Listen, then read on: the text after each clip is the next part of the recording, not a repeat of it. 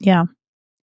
I'm curious on your thoughts. If we have someone, let's pretend in this case, maybe it's going to be another lawyer or paralegal. So it's a role that is traditionally, billable. And again, we're going to use the words billable here. That doesn't necessarily mean billable hour, because everyone knows I'm on a mission to kill it. I don't care how you actually invoice that, that work product. I hope it's not through billable hours eventually, but let's just call it billable time, billable work. And how do you have people help frame that up to think about how much revenue that person should be able to generate for the firm vis-a-vis their salary? Because I've heard formulas over the years, and I'm just kind of curious if you also kind of advise looking at that ratio so that we know what we should be able to get to. Yeah, I've done that. I do this too. And I'm usually around like 40, 60, 60 is optimal, right? 40 is ideal, somewhere in that percentage. So their salary should be about 40% of what they generate. Yeah.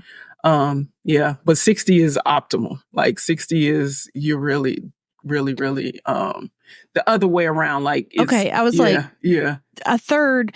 If the easy numbers, I think, is like if you're paying someone all in $100,000 and they're generating $300,000 for you, that should be where we're targeting. Is that, do I have my math right? Yeah. Essentially, that's like 66%. Yep. Yeah. Okay. Yeah. All right, good. That's what I've heard too. And that's, always good to get my facts straight from you. All right. So now we know, ideally this person should help us generate income to the business in one way or the other. What do we need to think about before we actually put that job posting up and start hiring someone? What do we need to do to make the firm financially ready to support this person? Yeah. So in addition to having savings, like you have to have some savings, whether that is cash in the bank or access to a line of credit, you need to have some type of a cushion to be able to support this person. The question that I always get is how much, right? How much should I save before I know that I can bring on this new person? And accountants and attorneys, our favorite answer is it depends, right? But it depends. I think that 3 to 6 months is a good gauge, generally speaking. I think there are also some factors that you have to take into consideration. So you want to consider your practice area. So are you in a practice area where you bill your clients and they pay you in 30 days or less? And if that is the case, then you turn over cash in 30 days. And so it's reasonable to think that your cash flow is pretty steady. But if you're in a practice area where your income is kind of up and down, you're all over the place, maybe it's a practice area where estate planning, where, a client may pay a big retainer at the beginning, and then it takes a while before you can kind of build down on that retainer, or personal injury where you have to wait on contingency type work, those things. So you have to factor in those things.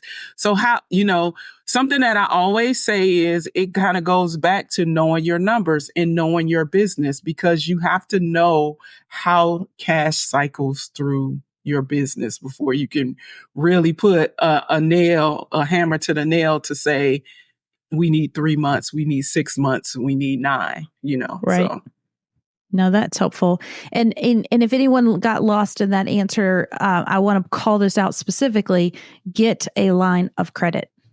Get it now before you don't need it. Isn't that right? That's always the rule. And I think that's the best. That's the best time to get it. And that's really the only time you can get it when you don't need it. Because if you need it, the banks are kind of looking at you funny. Like, yeah.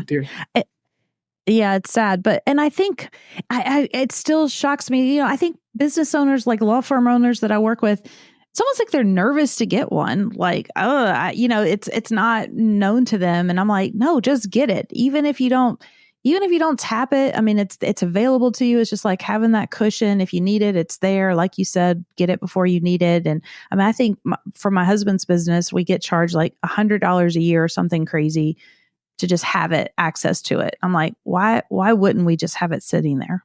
Yeah.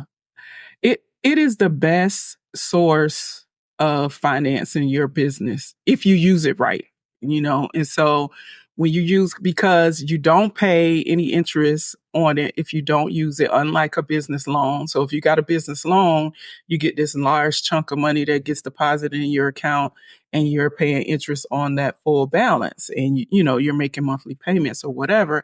But with a line of credit, you don't pay anything until you actually use it. And again, a line of credit is intended for like short-term cash crunches. And so if you have that short-term cash crunch, as soon as the cash comes in, you pay it off, and the interest is not that much. So it is one of the best sources of financing your business. Absolutely.